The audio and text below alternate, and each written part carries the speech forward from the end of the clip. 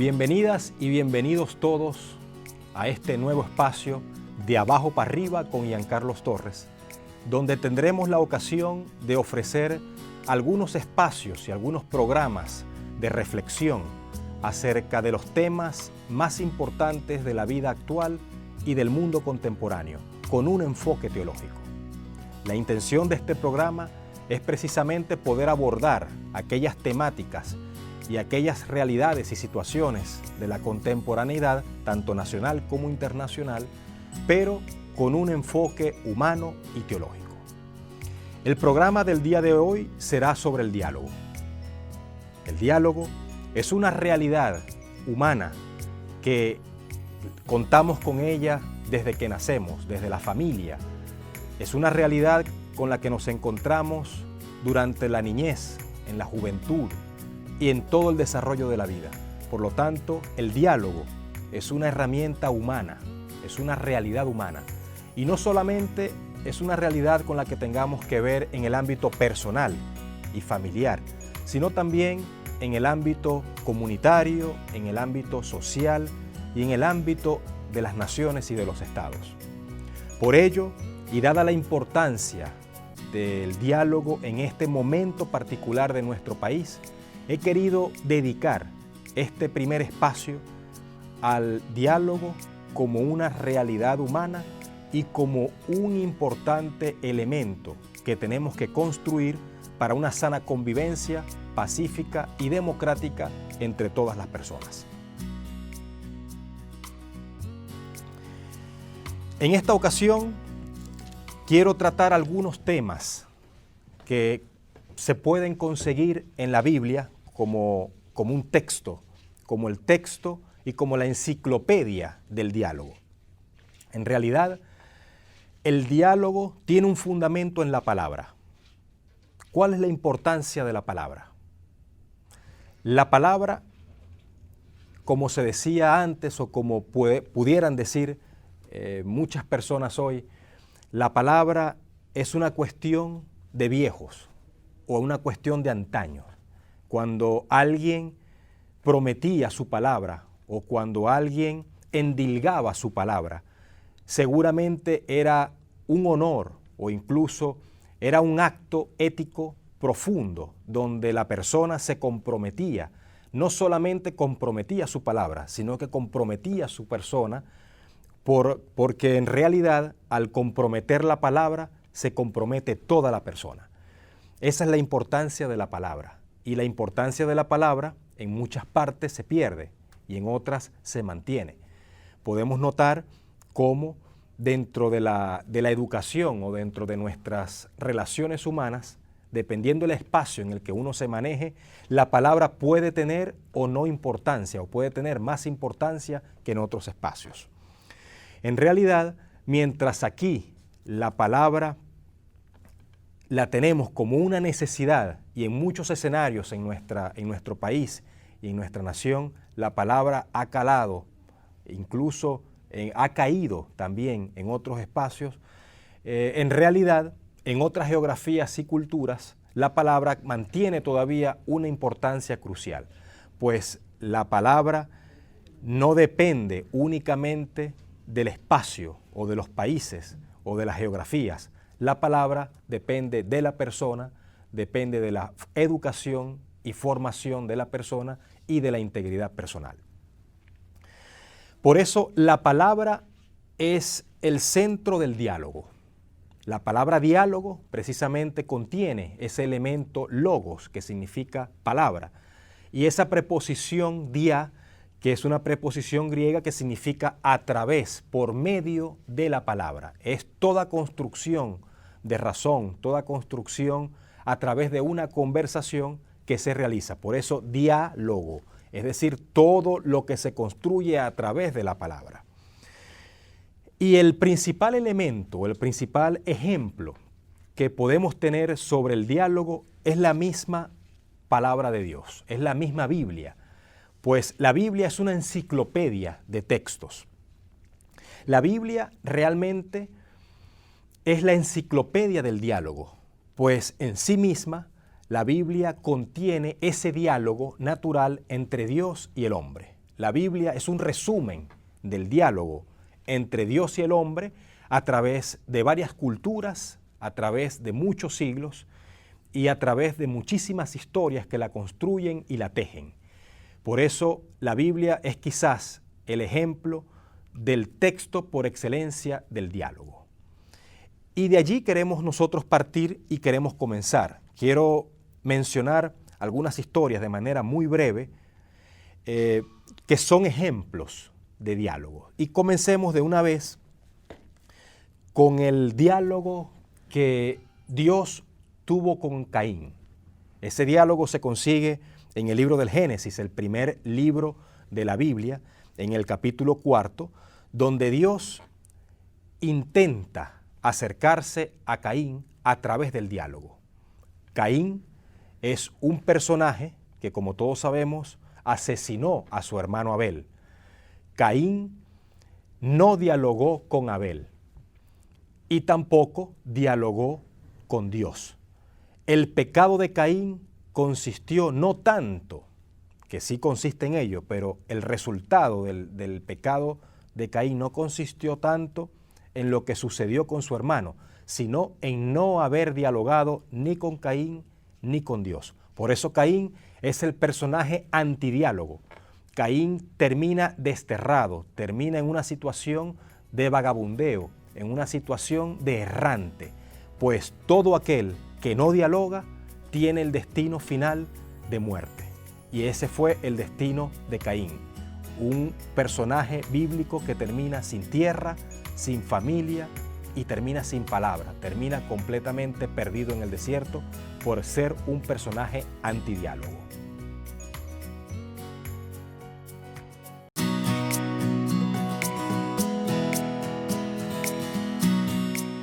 Otro ejemplo de diálogo, y es el ejemplo del diálogo entre Yahvé y Satán. Un diálogo muy particular, de un ejemplo literario de altísima calidad en la Biblia, como es el libro de Job. El libro de Job. Job, en su prólogo, nos muestra un diálogo entre Yahvé y Satán. Un diálogo en el que Dios le pregunta a Satán que de dónde venía, y Satán le dice que venía de la tierra. Y entonces Dios le dice a Satán: ¿y no has visto a mi siervo Job, que está en la tierra, es un hombre justo?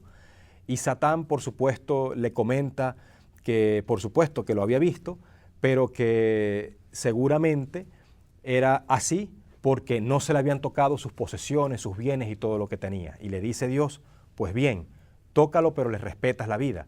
De esa manera, Satán tenta a Job, baja, digamos, a la tierra y le quita todas las posesiones, le quita todas las tierras, le quita todos los animales, le quita todos los hijos y toda la familia y queda solo. Y Job no maldice a Dios. Sigue entonces una segunda parte de ese diálogo y sube de nuevo Satán de la tierra y conversa de nuevo con Dios. Y le dice Dios: ¿viste a mi hijo? ¿Viste a mi hijo Job, el hombre justo? Y le dice: claro, hace todo lo que hace porque justamente no le has tocado la carne. Y le dice Dios: puedes tocarlo, pero respétale la vida. De esa manera baja Satán de nuevo al mundo y toca a Job, le toca la carne y le envía una enfermedad muy fea, muy fuerte, una llaga de pies a cabeza completa que, por supuesto, le condiciona toda la vida a Job. De allí en adelante comienza el diálogo entre Job y todos sus amigos, porque en realidad el libro se desarrolla a través de una serie de diálogos en los cuales se discute acerca de la justicia. El centro del libro de Job era precisamente el tema de la justicia. ¿Por qué, si la tradición, la doctrina tradicional de la justicia dice que quien actúa bien le va bien en la vida y quien actúa mal le va mal en la vida, por qué Job, siendo justo, siendo un hombre bueno, un hombre que hacía las cosas bien y actuaba bien, le fue de esa manera? Y en el epílogo del libro, por supuesto, se resuelve todo de una manera mucho más proficua para Job, porque Dios siempre fue un hombre justo. De manera que el diálogo entre Dios y Satán, entre Yahvé y Satán, es un diálogo que nos deja una píldora, y es que se puede conversar entre todas las personas. Si conversó, por supuesto, Dios con el diablo, Yahvé con Satán, por supuesto, el diálogo es posible entre todos los actores. Y hay un límite, y lo impone ese texto, desde el punto de vista teológico. Todo diálogo tiene un límite, y el límite es la vida. En todo diálogo, la vida no puede negociarse, porque lo único que no se negocia en un diálogo es la vida humana. Un tercer texto que podemos extraer de la Biblia es un texto ya del Segundo Testamento, o Nuevo Testamento, como también se le conoce. Y es el texto del diálogo entre Jesús y el demonio en el desierto. Al principio de la vida pública de Jesús aparece un diálogo donde Jesús se va a preparar para su vida pública, para la predicación del Evangelio, de Él mismo, de lo que es el reino de Dios. Y en ese momento, el Espíritu Santo llevó a Jesús al desierto. En el desierto tiene un diálogo con el demonio, con el diablo, como lo dice el texto. En ese diálogo hay 3 tentaciones. Una primera tentación por parte del demonio a Jesús, donde le pide el demonio a Jesús que convierta las piedras en pan. Por supuesto, es transformar lo que no tiene vida en un alimento de vida, lo que es inerte para un alimento, por supuesto, del ser humano. Es transformar algo que no tiene importancia en quizás lo que más tiene importancia para la vida humana desde el punto de vista existencial y biológico, como es el pan, como lo es la comida. Es poder transformar todo en comida. Una segunda tentación es poder lanzarse de las alturas y que nada le suceda, pues será recibido por unos ángeles. Por supuesto, venido eso del demonio, significa que Jesús se podía lanzar de las alturas, que nada le iba a suceder en el camino. Es lanzarse de lo alto, caer a salvo en la tierra, sin que nada le sucediera. Es la seguridad de que nada le va a suceder. Por supuesto, Jesús tampoco accede a esta segunda tentación. Y la tercera tentación es el poderío de todas las naciones, el poder, la gloria de todos los pueblos y del reinado de todos los reinos del mundo. Es la tentación, por supuesto, de la fama, del poder político, de poder poseer y tener el poder que puede experimentar cualquier ser humano en su forma más alta, como es el dominio de las sociedades y de todos los estados. En este diálogo entre Jesús y el demonio, esas 3 tentaciones están latentes y estuvieron latentes en la vida de Jesús. Y esto, por supuesto, nos indica que todo diálogo es un desierto. Todo diálogo es árido. En todo diálogo hay siempre esos momentos difíciles donde las tentaciones siempre van a aparecer. Por supuesto, cada cual entre los temas, ¿no? Cada tema con sus tentaciones. En el tema y en el contexto de un diálogo entre Jesús y el diablo, en el momento del desierto, antes de su vida pública, por supuesto tiene esa connotación teológica, pero esas connotaciones teológicas nos dan base y pie para poder partir de allí y construir nuestras nociones y conceptos sobre las demás realidades existenciales y humanas.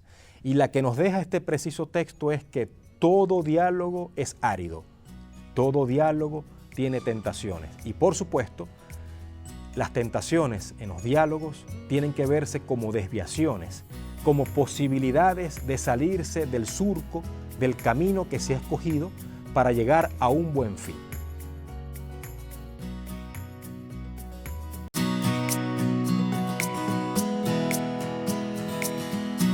cuarto texto que deseo usar para ilustrar el tema que estamos tratando es el diálogo entre Jesús y Pilato. Jesús había sido interrogado por el sumo sacerdote anteriormente, pues el tema era teológico, la acusación contra Jesús era teológica, por autodenominarse Cristo Rey, como decían ellos. Sin embargo, en el juicio de Pilatos contra Jesús, en esa última parte, entonces el pueblo gritaba: si sueltas a este, no eres amigo del César. Todo el que se hace rey es enemigo del César. Esas palabras, por supuesto, cambiaron el juicio. Pilato no conseguía culpa en Jesús. Sin embargo, al ser cuestionada su relación con el César y la relación de Jesús con el César, por supuesto, cambia la modalidad del juicio y las intenciones de Pilato. Entonces le replica Pilato y dice: ¿voy acaso a crucificar a vuestro rey? Y es allí cuando contestan los sumos sacerdotes, cuando contestan los jefes religiosos del pueblo y dicen: no tenemos más rey que el César. Esas palabras, por supuesto, catapultaron el juicio de Pilato. Y es cuando Pilato se da cuenta que tenía que condenar a Jesús, pues estaba en entredicho todo su peso político, estaba en entredicho su relación con el César y además estaba en entredicho toda la vida política de Pilato como procurador romano, pero además estaba en entredicho su propia vida humana. Es allí entonces cuando Pilato condena a Jesús. Por lo tanto, Pilato condena a Jesús por miedo. Pilato tuvo miedo de condenar a Jesús o de dejarlo libre por ser inocente. Y es allí entonces cuando nos damos cuenta de que este texto nos pone de frente a un juicio muy particular. No podemos descuidar el bien, no podemos descuidar la justicia de la inocencia, la justicia del inocente, la justicia de un pueblo inocente, por cuidar nuestra prioridad política, por cuidar nuestros intereses políticos. No puede estar por encima lo político de lo humano. Entonces, estos 4 temas que hemos usado en esta ocasión, el primer texto, que fue el texto del diálogo entre Dios y Caín como personaje antidiálogo. Luego vimos el diálogo de Dios, de Yahvé con Satán en los primeros 2 capítulos del libro de Job, donde ese texto nos deja que todo diálogo, por supuesto que se haga, tiene que tener un límite, y el límite siempre va a ser la vida del otro, la dignidad del otro, por lo tanto, la vida y la dignidad humana. Y el tercer texto, que es el de las tentaciones en el desierto, que lo conseguimos, por ejemplo, en Mateo 4, que nos dice que todo diálogo es un desierto, todo diálogo es árido y está siempre sujeto a posibles desvíos.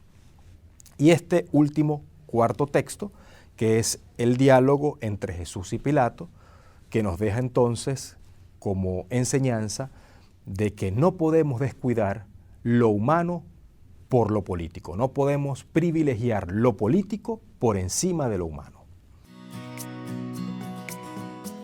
Cayendo ya en esta historia humana y terrenal nuestra de este siglo XX, podemos recordar que el diálogo favoreció el final, por ejemplo, de la Segunda Guerra Mundial. El diálogo favoreció el final del conflicto, por ejemplo, en Europa, en la Europa del Norte, en Inglaterra, en la Gran Bretaña, en el Reino Unido, con el ejército del IRA, por ejemplo, que llevó a ese acuerdo del Viernes Santo en Irlanda en 1998. Podemos recordar también los diálogos de paz entre las guerrillas de las FARC y el gobierno del presidente Juan Manuel Santos recientemente. Y más recientemente podemos recordar que gracias al diálogo en Sudán, apenas el 31 de agosto, se celebró un pacto de paz, un acuerdo de paz tras 17 años de conflictos entre el gobierno y guerrillas de ese país. Actualmente Venezuela vive la necesidad de un diálogo. En Venezuela, sobre todo en los últimos 2 años, en el 2019 y en el 2020, han habido múltiples acuerdos de acercamiento. Tenemos, por ejemplo, el primer intento del acercamiento entre Uruguay y México para promover el diálogo. También tenemos el de Noruega y Barbados. Y el último, el de la Mesa del Diálogo Nacional, donde con 6 puntos se enrutó un diálogo y se planteó un programa. Venezuela tiene que seguir en diálogo. No podemos pensar y no podemos pretender ser los Caínes de Venezuela, donde hayan personajes en cuyo trabajo y en cuyo liderazgo haya una posible salida para la paz social de Venezuela. Esas personas, por supuesto, no pueden ser Caínes, no pueden ser antidiálogos. Tenemos que recordar además que todo programa será un programa desértico, un programa árido, un programa difícil, donde habrán posibles desviaciones, pero hay que mantener la ruta del interés nacional. También tenemos que tener en cuenta que el diálogo siempre tiene que privilegiar lo humano por encima de lo político, más allá de las componendas y de los liderazgos y más allá, sobre todo, de las conexiones que se puedan tener con otros césares extranjeros. Por lo tanto, tenemos que apostarle a un diálogo de paz, a un diálogo donde se privilegie la paz social, donde se privilegie la democracia y sobre todo la prosperidad del presente y futuro de nuestro pueblo. La patria es el hombre, la patria es el hombre y la mujer, los niños y los ancianos. La patria es el pueblo. Gracias a todas y todos por haberme acompañado en este De Abajo para Arriba con Giancarlos Torres y los espero en la próxima entrega donde trataremos otro tema de actualidad y de contemporaneidad donde la teología será el enfoque clave.